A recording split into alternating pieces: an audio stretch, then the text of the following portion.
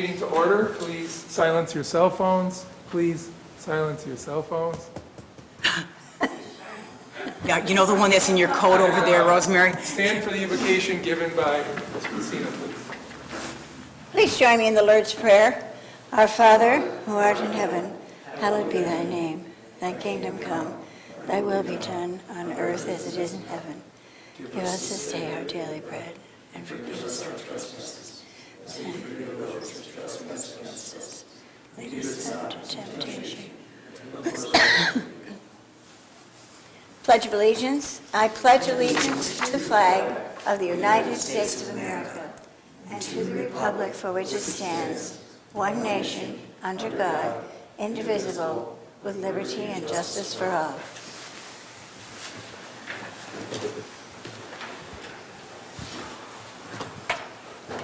You've all seen a copy of the January 2021 minutes. Are there any concerns, omissions, additions? Okay, so we in consensus to accept those minutes and approve them. Those are approved. You've all seen a copy of the December 2020 financials. Any concerns or questions related to them? If I hear no concerns, we're all in consensus to approve those. We have a few agenda items today. We can assign those now. Item number 6, 2021, the schedule of the public hearing for the budget ordinance. Mr. Veely. Item number 7, 2021, the water rates.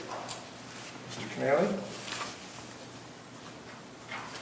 Item number 8, 2021, the public hearing for the Business Improvement District. Ms. Pacino. Do we have any communications?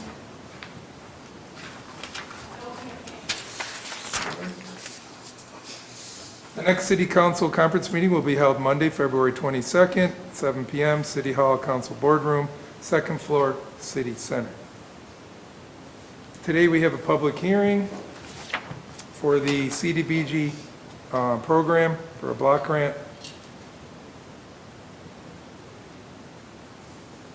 So if I have someone, I forget, it's been a while since Doug went, would you walk me through? Just call the meeting to order, call the public hearing to order, Motion to open, then we do, okay. So we're opening the public hearing, a motion to open it, seconded by Ms. Briggs, and call the roll, please. Briggs. Yes. Christian. Yes. Harris. Yeah. Sorry. Jankowski. Yes. Bailey. Yes. Pacino. Yes. Allen. Yes. Okay, the public hearing's open. Is there anyone who would like to speak in reference to the block grant? Has anyone signed up to speak for the block grant? Not for the public hearing. Right. If anyone forgot to sign up, you want to speak, just raise your hand, you can come up and speak, as long as it's related to the block grant. Any council members have anything to say in reference? Okay, motion to close the public hearing. Mr. Veely, seconded by Ms. Briggs. Call the roll, please. Councilmember Bailey. Yes. Councilmember Pacino. Yes. Councilmember Allen. Yes. Councilmember Briggs. Yes. Councilmember Christian. Yes. Councilmember Harris. Yes. Councilmember Jankowski. Yes. City Attorney's report. Nothing specific to report on that, Council President. Okay. Do you have any questions for the city attorney? City manager's report.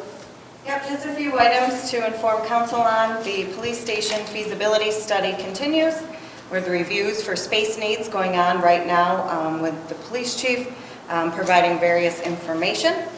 We're working on some preliminary items that may require us to be on that site over the summertime. Leading into the meetings I've had with the public market treasurer, Sharon Brandt, we are working on location for the summer and long-term locations in the downtown. I think the community, or at least myself, would love to see them continue in the downtown, but we need to find the appropriate space and venue for them to operate. An update on the community garden. It is going forward this year, and as of this time, the DPW and Ray Tort has taken over communications with that board. So they are getting ready for the community garden season. I know we just had a foot of snow, but people are thinking about spring. The city issued the pandemic operations plan that's required by legislation to the unions last week.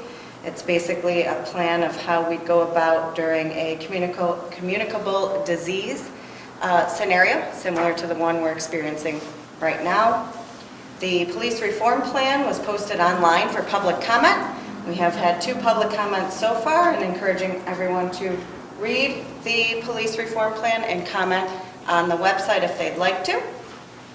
Coming up on Thursday, February 18th via Zoom, there will be a Jackson Square DRI project public engagement meeting. So again, Thursday, February 18th via Zoom at 6 p.m., the Jackson Square public engagement. It's an opportunity for citizens to hear about the project and help shape what that project would look like. It's probably one of the best community spaces we have, and we want to use it more often with more events in the square. The adjoining building owners and the bid board have already had stakeholder meetings with the firm we've selected, so this is just another level of public engagement before they go to design and bid out the project. That night there's also the GAM meeting at 7 p.m. for anyone that attends GAM. The Department of Public Works is just kicking off their EnerGov software implementation, so this will be permitting software. We'll keep you abreast of how that works. It'll probably take about a year to get through. And the administration office is starting the utility billing software upgrade. This is still part of the financial management software, so they will be working on that for a year as well. So they will be ensuring that utility bills are part of our new financial management software system. So still a lot of software projects going on in various departments. News that came out a few weeks ago is that contact sports are now allowed. So the ice rink will now be allowed to have games and scrimmages at the facility, which will be good to bring more people in. I think people are getting very tired of just practicing. The city center feasibility study is being finalized. It'll be posted on the city website very soon, and we'll be submitting for reimbursement for that grant. That'll help inform us on how to move forward with the City Center DRI $1 million project. The city is continuing to work on switching healthcare companies as the provider we are with, a third-party benefits administrator, is no longer providing that service. They inform, and that begins 4/1/2021. So we use a benefit consultant to send out RFPs for the TPA services for the city's self-funded, remember we're self-funded healthcare plan. We received responses to the RFPs. The consultants presented these, and Dawn Fairbanks, our human resource specialist, has been working on this. We're looking to select the new TPA to ensure that services are exactly the same for the employees. And the new contract would begin after the budget is finalized for the city. And that's all I have at this time. Does that answer your questions, Patty? Actually, it does. I had a question about that, and you answered it already. Farmers market. And Okay. What's the status on finding a location? Are we still? We're working with them. We're understanding their space needs and what locations that the city owns that might be appropriate. So, you know, they have certain needs and we have certain locations, and other than that, there's always private property or other opportunities, but we have a monthly meeting to continue those discussions with Sharon Brandt, their treasurer, who I have been meeting with since August of 2020. You just had a meeting the other day. Yep, we did. Yeah. So it's a pretty regular meeting. That helps. Now, I had had a couple of phone calls questioning where we were on it, and I was just, so you answered where we are. Yeah, I mean, it'd be my preference to continue to see it downtown. We just need to take their needs and their wants and find locations and, you know, have them evaluate that. At the end of the day, it's their choice on where they operate. If there's only 1 or 2 city locations and they're not, you know, they don't see those as valuable. They may not be in the downtown, but I'd hope we could find a way to make it work, to keep them here in our As long as downtown. we're moving forward and you're still trying to, exhaust all efforts to get it done, I think it'll work out. Anything else for the city manager? Thank you. Committee reports?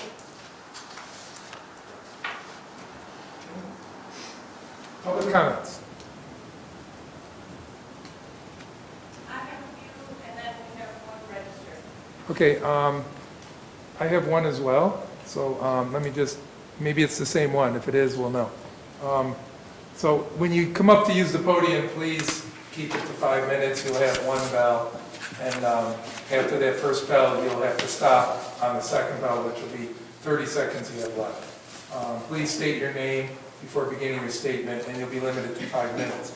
I just had one quick letter, and I think we might have all received this, from Mr. Gray. Yes. Basically encouraging us to support what we already, I believe, have in the budget for capital improvements at the ice rink.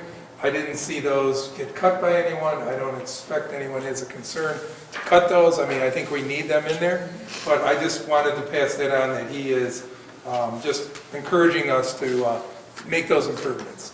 And we all received the letters, so you know what I'm talking about. That's all I have. If you want to go on with the others.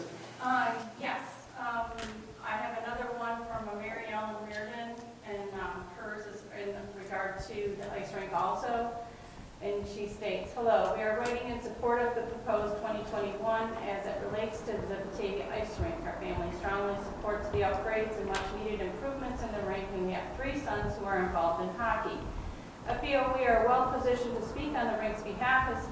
As a high school student, I worked at the rink, and my husband played in some of the earliest GAHA teams. He also played on the Ice Devils and later on the men's league. We returned to the rink as parents when our oldest son began playing with GAHA in 2006. Our boys are currently playing for GAHA, Batavia High, and in the men's league. As a family, I can't even begin to estimate the amount of time we have spent at the rink. Some of our best memories are wrapped up in the building, from the fun of watching little boys in their first tentative attempt at skating to the pride of watching young men score a goal or make a big play for their team. Life lessons have been learned on the ice and in the locker rooms. Lifelong bonds have been formed, friendships made with people from all over Genesee County. That probably would not have been possible without hockey. These friendships are not limited to the kids on the ice. Some of our closest friends and parents of sons of teammates.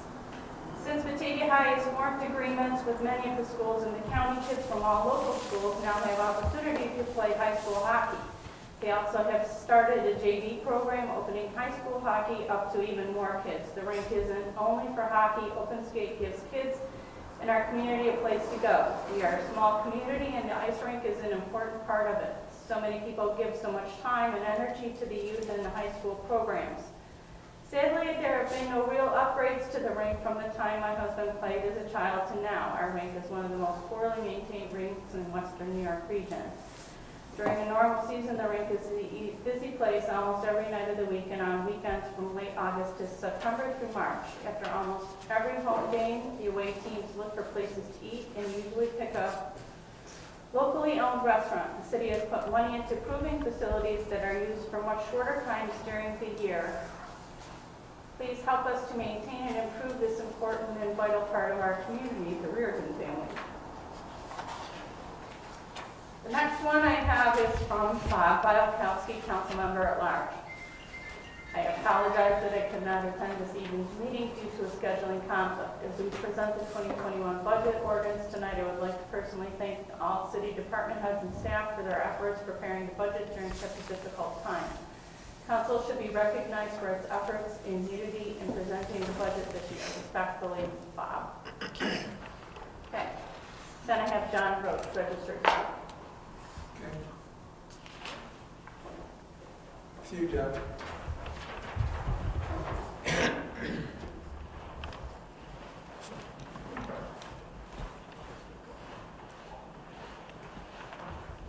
John Roach, Grandview Terrace.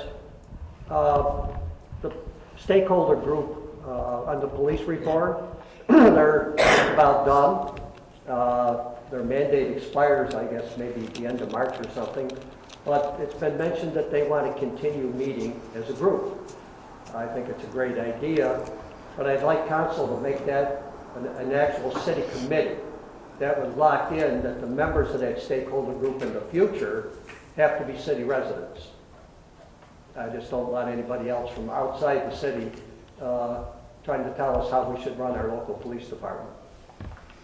I had a question too on the never-ending search for a city manager. Kind of thought maybe we'd hear something in January. Now we're pushing into February. Have we got any updates on this search headhunter group? Did they find any candidates yet?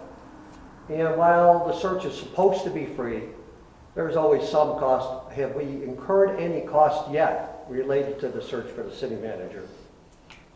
And the other one is, maybe the council president could ask the department heads to answer the question. A couple years ago, Department of Public Works had about 17 people for snow removal, maybe 14 pieces of equipment. I'd like to know what's the staffing now? How many pieces of equipment they actually have? And how many vacancies do we have in the police and fire departments at this time? And if there are future vacancies, do you intend to fill them or just keep letting the number drop because of the budget? Thank you. Any response?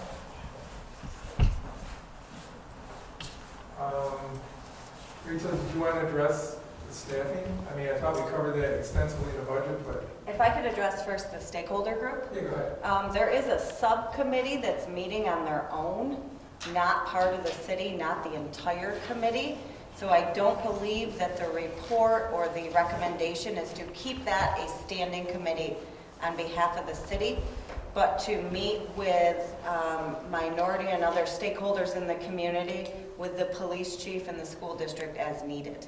So just to clarify, I don't think the intent to move forward is to keep that a standing city committee. Right, the whole committee is not going to be there, just a focus group that came out of that. Focus group, correct. It's going to work with the police chief to keep things moving forward. Yes, and also I believe, and the police chief can correct me if I'm wrong, that they were going to invite a community member to sit in on their community engagement committee at the police. That is the plan. Police station. So they're trying to just incorporate citizens as they can into their activities. Right, and obviously, the police chief will take into account if they're city residents or they're coming from out of town, trying to force a different type of agenda, I don't know what, but I'm just saying. Obviously, you'll know they're local people from the city by verifying whatever they're Yeah, concerned our focus about. on any committee would be to make sure that we have representation from our community. Right. For the fire department, currently there are 4 vacancies. With the upcoming budget, 1 will be able to be filled and 3 will need to remain vacant to achieve our budget numbers. For the police department, there will be 2 vacancies in the fiscal year 21-22. Contractually, 1 of those vacancies will stay frozen for 3 years through a retirement incentive, and the other, if and when there is funding to fill that, we would look forward to doing so. I would credit DPW for the great job they did this weekend. I don't have their staff numbers right on hand, but it certainly is a challenge to, keep enough staff to keep the roads clean and keep our equipment up to date. And that's why you see a new plow truck, I'll say it incorrectly, right, in this year's budget that we're using reserves to purchase. Anything to add to that, Ray? Well, I think I can answer the question. We're currently down 1 position over at the Bureau of Maintenance, and that position is frozen going into this year. So you're at 16 currently. As for equipment, we still have the 14 primary pieces of equipment that are out there, but one's kind of part-time. That's the old girl. She went down this weekend. She's being put back together for the next one. And yeah, we're holding the budget until we can afford the newer equipment and so on. We just had to put that on hold the middle of last budget and the budget we're in now and the future budget is going to be tight. We were $800,000 less income and we had to find some serious cuts and these are what we're doing. They're temporary measures at best. We realize that we can't contain this and sustain this for any long period of time. This year the most, and then we're hoping for some good news throughout the year if we can open up. So we'll see how it plays out. Anything else anyone would like to add to that? Gino?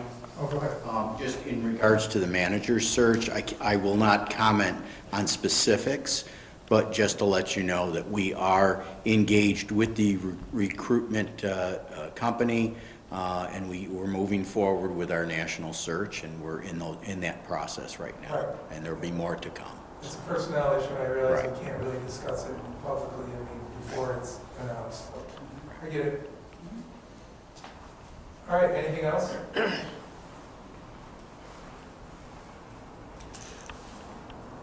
Unfinished business?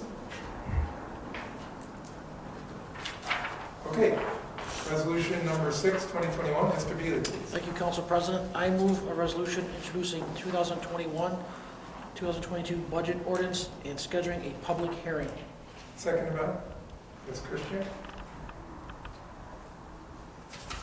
Just to make note, the public hearing we're scheduling today we'll be scheduling it for the 22nd this year at 7 p.m. So I believe that's the next council meeting, and it'll be right after, or during the next council meeting. It's a conference meeting, I believe. Any comments on that? Call the roll, please. Councilmember Veely? Yes. Councilmember Pacino? Yes. Councilmember Canali? Yes. Councilmember Briggs? Yes. Councilmember Christian? Yes. Councilmember Harris? Yes. Councilmember Jankowski? Yes. Resolution number 7, 2021, Mr. Canali, please. Thank you, Council President. I move a resolution introducing a local law number 1 of the year 2021, amending section 184-41 A, B, C, and O of the Batavia Municipal Code to establish new water rates, meter fees, and a capital improvement fee, and providing for public notice and hearing. Second by Ms. Briggs. Any questions or concerns in reference to this? Okay, call the roll, please. Councilmember Canali? Yes. Councilmember Briggs? Yes. Councilmember Christian? Yes. Councilmember Harris? Yes. Councilmember Jankowski? Yes. Councilmember Veely? Yes. Councilmember Pacino? Yes.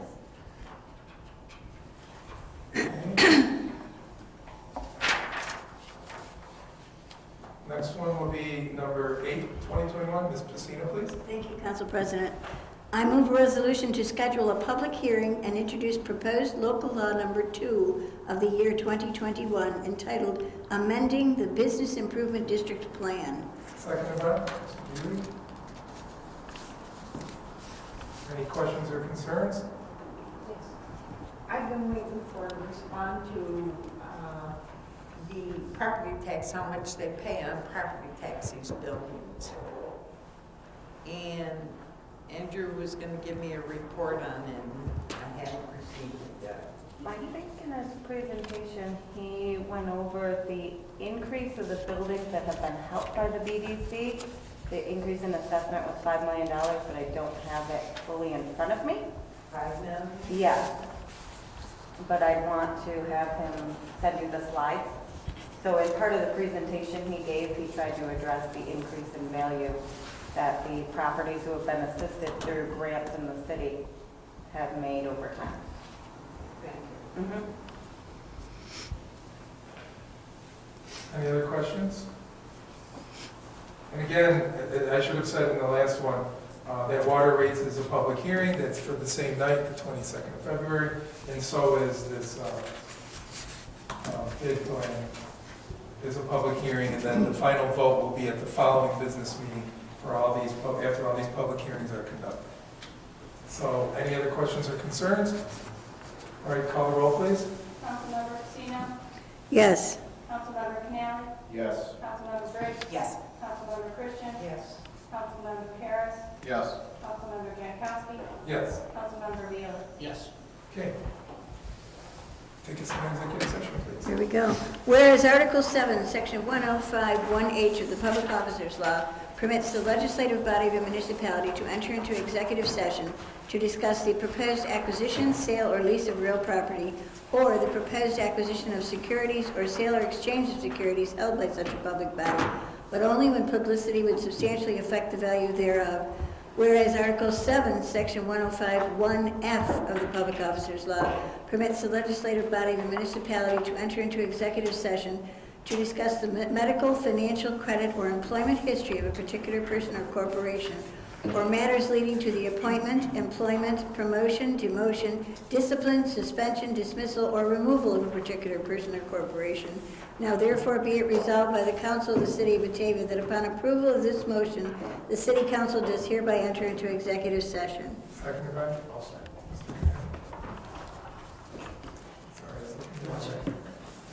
Call the roll, please. Councilmember Pacino?